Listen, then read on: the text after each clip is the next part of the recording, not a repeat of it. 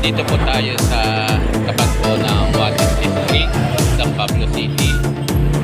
At kagaling ko lang po na magproseso ng refund sa nasabing ahensya po ng gobyerno. At ang refund po ay magsisimula ng February. At meron pa pong babayaran ng January. Samantalang on process po ang refunding ng nasabing ahensya.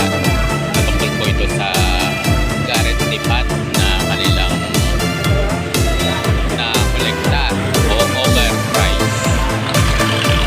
At tayo po ay pauwi na. At ngayon po ay sobrang traffic sa lugar na ito. At palibas ay Lunes po, simula po ng taon, January 3. At ang January 3 po ay unang Lunes ng taong 2026. At kaya po nagkakaroon ng ganitong uri po ng mga traffic na mabigat sa lugar na ito. Ito po ay Maharlika Highway, San Pablo City.